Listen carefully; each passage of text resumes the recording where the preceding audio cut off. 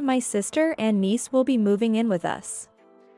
You, an outsider, should go to some cheap apartment. Upon hearing John's words, I was wide-eyed in disbelief. My mouth hung open in shock. Not knowing was frightening. The deed to this house is in my name. Even if I agree to transfer it to John, I'm paying a mortgage of $1,800 though. I thought for a while and then smiled broadly. I don't mind leaving, but if that's the case, I want a divorce. John then smirked back at me. Well, now that Dad's dead, you're of no use to me anymore. He seemed almost nonchalant about it. Since you brought it up, there will be no division of property. His condescending tone made me lower my head, covering my mouth. Understood. Hearing my trembling voice, John burst into laughter. Cry. Did you think I'd beg you to stay? Blame your own pathetic self for being abandoned by your husband. I clenched my fists and shivered, struggling to hold back. Not tears, but laughter. Unaware of what awaited him, John thought he held the upper hand. To distract myself, I pondered where to live next. That place would be perfect. The image of a $1 million luxury apartment tower came to mind. My name is Kimberly, 34 years old.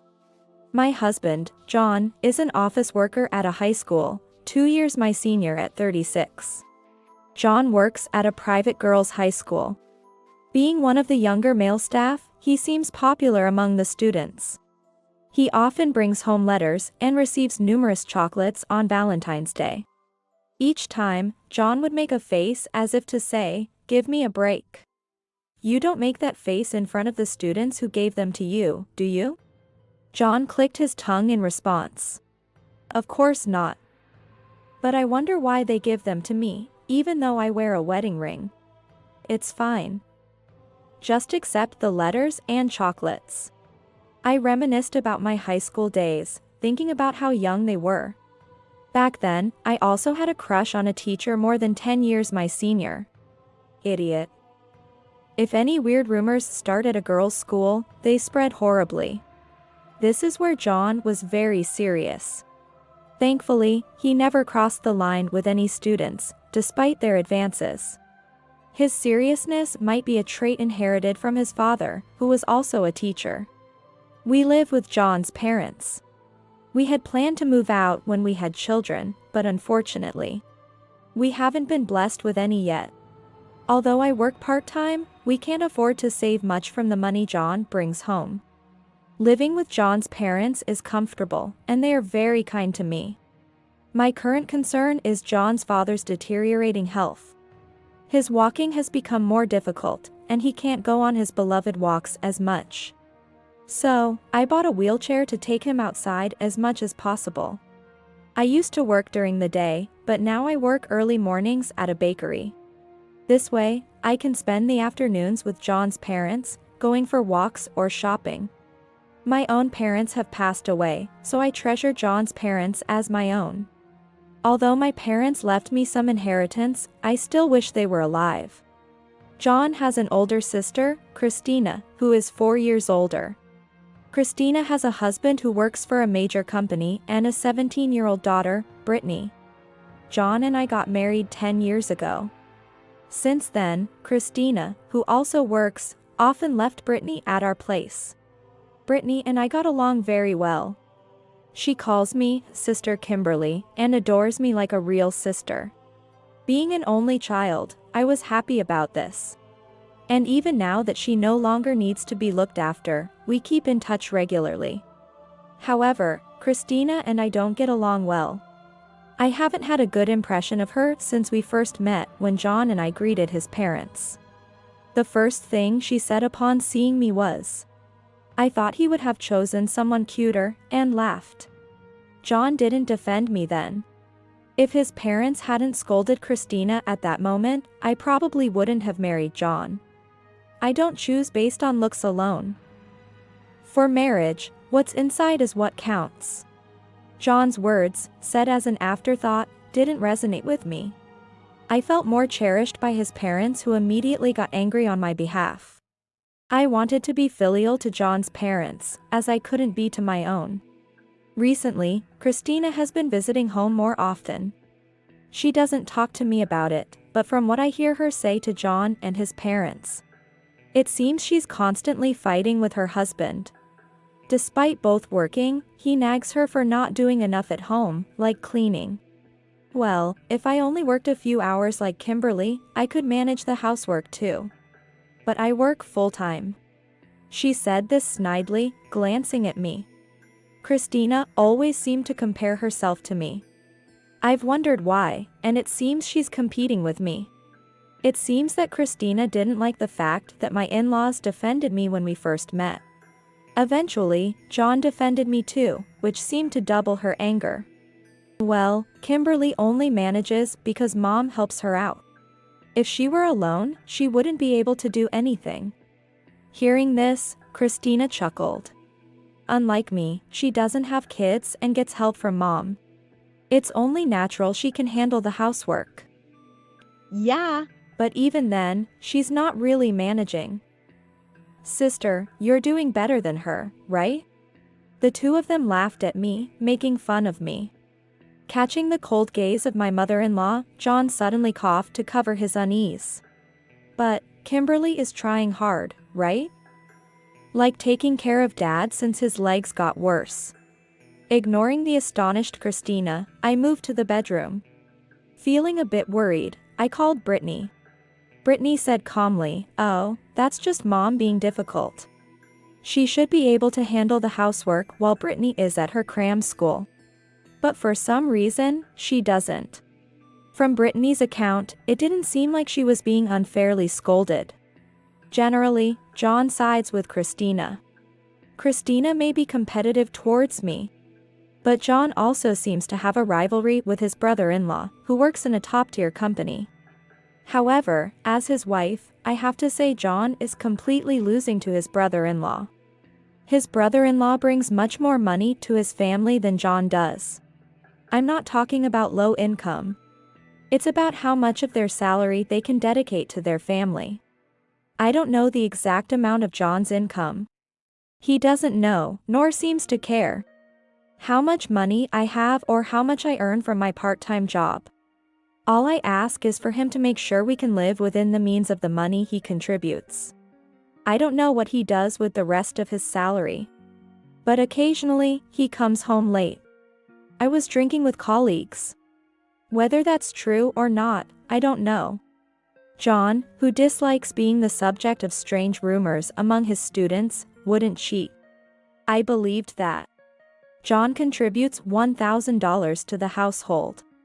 Normally, this would be insufficient for living.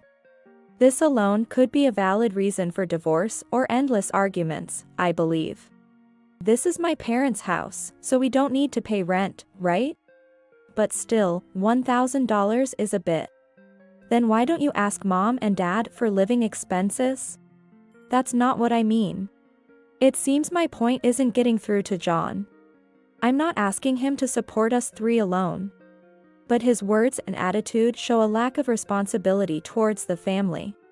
Say that after you give birth to a childlike sister. To top it off, he says things like this, knowing it would hurt me. I realized my husband could care for his sister, but not his wife. Meanwhile, my father-in-law's health is getting worse. Our house, surrounded by many slopes, is inconvenient for wheelchair accessibility. Shall we move? I took the opportunity when John was not around to suggest this to my in-laws. That's all well and good, but the budget.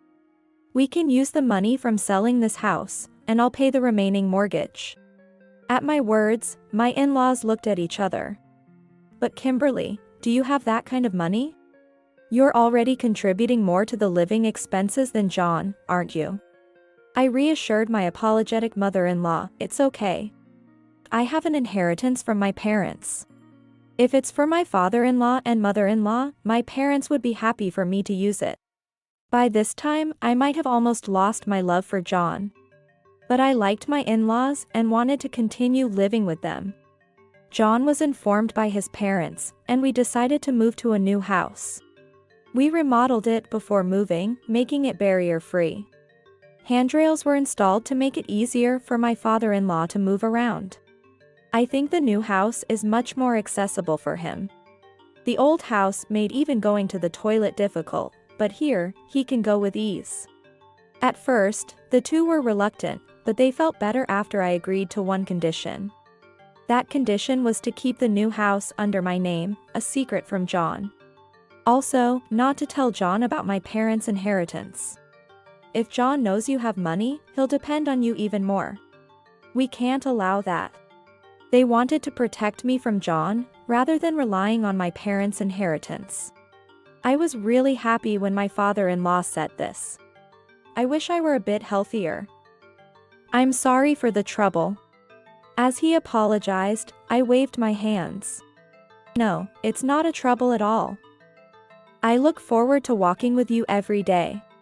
At my words, my father-in-law smiled back. Thank you. Since he couldn't walk much, he lost his appetite and became much thinner. If this makes walking easier and he regains his former vitality, that's what I truly hoped for. Wow, what a beautiful house. Christina, who came to visit, said this while walking around the house without restraint. She tapped the handrails. But these handrails are in the way. They ruin the look. I think it's more important for your father to walk safely than the aesthetics. My response seemed to displease her. She snorted and said nothing more. We always keep the toilet lid up in our house.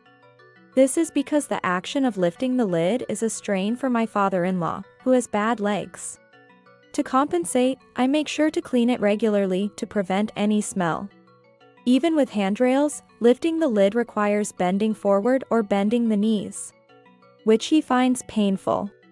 Yet, every time Christina uses the bathroom, she closes the toilet lid. No matter how many times I explain, she doesn't stop. Once, a loud crashing sound came from the bathroom when my father-in-law was using it. Rushing there, I found him collapsed on the bathroom floor. He had lost his balance trying to open the lid. I've told you so many times, haven't I? Please don't close the lid. While helping my father-in-law up, I spoke sternly to Christina. Even though she's my sister-in-law, I couldn't forgive her this time. Fortunately, it seemed he wasn't seriously injured, but that's not the point. But, leaving the lid open is unsanitary, isn't it? It's also bad feng shui to leave the toilet lid open. That's such nonsense.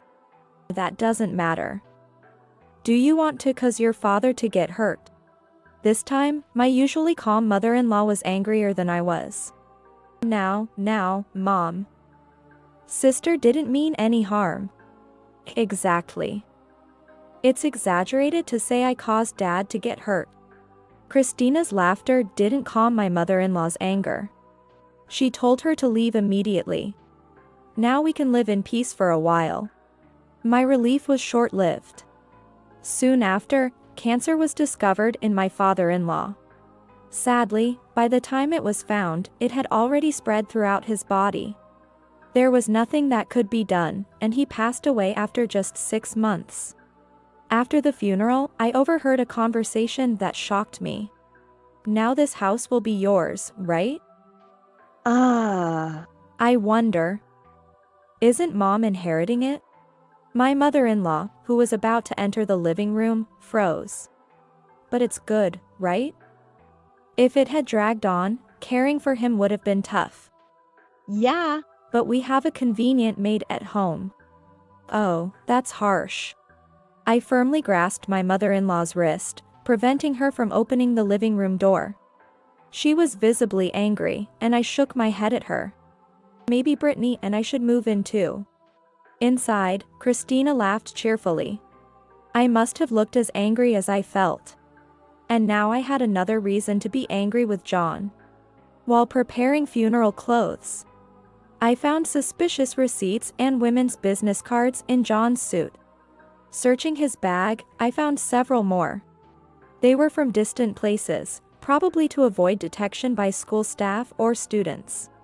The realization that he was using money for such purposes instead of contributing to the household infuriated me. By then, I was contemplating how to kick John out of the house. Sister and niece will move in with us. You, an outsider, should go to some cheap apartment. I was stunned when John suddenly told me this a few days after the month memorial service. It seemed Christina and her husband were increasingly at odds, and she had declared she would return to her parents' home, thinking her husband would apologize and ask her back.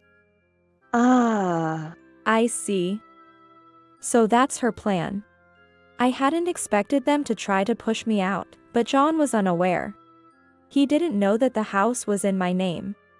The $1,800 mortgage, I'm paying it. I was only thinking about how to kick John out, but this was another way. I might as well transfer the deed to John. I thought for a while and then smiled. I don't mind leaving, but if I do, I want a divorce. If I were to leave, I'd need a divorce to prevent any repercussions to myself. But John, unaware of my thoughts, smirked back at me. Well, Dad's dead, and you're of no use to me anymore. He had a smug, unpleasant expression as if to say, that's fine. Since you brought it up, there'll be no division of property. His condescending manner made me lower my face, covering my mouth.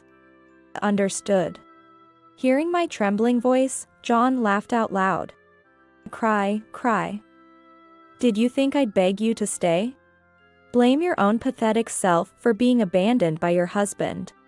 I clenched my fists and shivered, holding back laughter. He had no idea what was coming to him and thought he was in a superior position. To divert my thoughts from the ridiculous John, I pondered where to live next. That place would be perfect. The $1 million luxury apartment left to me by my parents came to mind. The family currently renting it was planning to move out, as the real estate agent managing it had told me. My parents left me several properties. The monthly rents provide me with ample wealth. Among them, this apartment, my parents' dream, was special. I hadn't been interested before, but living in the last house my parents lived in didn't seem bad. However, I had one concern. If I moved there, I'd have to live with my mother-in-law and Brittany in this house. I had been trying to figure out how to save them. Then I'll enter a facility. When I discussed divorcing John and leaving the house, my mother-in-law told this to John and Christina. Huh? What are you talking about? My sister is finally coming back. Exactly. Dad would be sad if you said such a thing. Dad would be sad? She must have been thinking. What is this woman who said, "It's good that father died," talking about?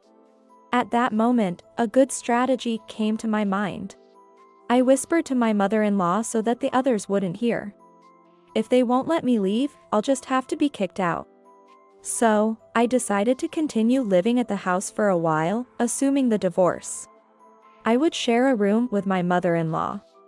This was on the condition that it was until I found a new house. When Christina and Brittany moved in, my mother-in-law and I executed our plan. There's no dinner for father. At dinner time, her words made the other three freeze. Huh? What are you talking about? Dad is dead. John was shocked, Christina got angry, and Brittany looked worriedly at my mother-in-law. Each had their own reaction. It was hard to keep it a secret from Brittany, even though it was to avoid suspicion. What a thing to say. Apologize to father. It's bad luck, right, Dad? She spoke to the seat where my father-in-law used to sit. An indescribable atmosphere filled the room. And I silently prepared a meal for my father-in-law as well. My mother-in-law continued to act as if my father-in-law were still there. Closing the toilet lid will trouble Dad. This was meant to discipline Christina and John, who had laughed at my deceased father-in-law. But I also wanted to test whether they could really take responsibility for my mother-in-law. Christina roughly dragged my mother-in-law to the family altar. Where do you see Dad? He's not here anymore. Look, there's even an altar. Despite Christina's yelling, my mother-in-law remained undisturbed and sat down in front of the altar, facing her. He is right here. She looked towards the altar, speaking in a calm, cold voice to Christina. All your awful words and behavior, Dad is watching. Always. Christina's face showed she was horrified. Stop it, she exclaimed and left the room. As expected, Christina was the first to crack. Mom's finally gone senile. But every time we take her to the hospital, they say there's nothing wrong, right? Exactly. She acts all normal outside. All proper in front of the neighbors. I can't stand it anymore. Yeah, but the house still has a mortgage, right? We need Mom's pension for the payments. The two of them were whispering in the living room. I was doing the dishes, pretending not to listen. It's hard to find a facility quickly, and it costs a lot. Sister, can you afford it? What? Of course not. I have to pay for Brittany's university tuition until she graduates. It seemed they were more worried about the mortgage and money than their mother. Pathetic people. Reaching my limit, I turned off the tap and interrupted their conversation. I found a new house.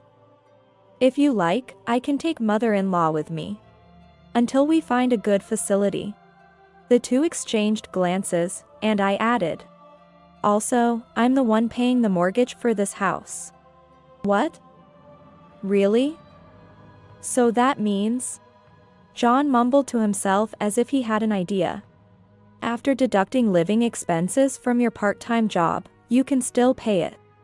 I knew John would come to such a conclusion. He must be thinking, now with sister's income, it'll be fine. I smiled to myself, pretending not to hear, and said to John. If I take your mother with me, I'll transfer the deed and mortgage payments to you, John. John just answered, okay. I felt relieved that I could protect my mother-in-law, but then a new issue arose. Or rather, it was perhaps more convenient for us. Brittany, returning from high school, came to me with a serious look to consult. She suspected Christina might be having an affair. Apparently, Brittany's friend saw Christina walking arm in arm with a man in a suit at night. Definitely not her father. The friend, who knew Brittany's dad, whispered to her it was a different man. As I listened more, it happened during the time Brittany was at cram school. Christina's inability to manage the house was not because of her child or job. It was because she was having an affair while her daughter was at cram school. I told Brittany, leave this to me, and made her promise not to tell anyone. I immediately hired a detective. I requested an investigation into Christina's affair. Separated from her husband, Christina must have let her guard down. Or perhaps, like us, she was thinking of divorce. But she let her guard down too soon. They were separated, but not yet divorced. The evidence gathered by the detective revealed Christina's affair. And her husband initiated the divorce. Brittany was to be taken in by her father. And Christina ended up being sued for compensation by her husband. And the man she was involved with. Relieved, my mother-in-law and I left the house and moved to the $1 million luxury apartment. One peaceful evening, the doorbell suddenly rang. When I answered, I saw John and Christina on the monitor. What can I do for you? I feigned ignorance, to which John angrily retorted, because you wouldn't answer the phone. I'll be right out. I informed my worried mother-in-law and left the house. I had no intention of letting those people into my home. Nor letting them step inside the automatic doors. I would have overlooked this if they had just stayed quiet. Sighing, I went to the entrance hall. Let's not talk here. I got into my car and drove to a certain cafe. Inside the car, John kept complaining loudly. How can you live in such an amazing luxury apartment?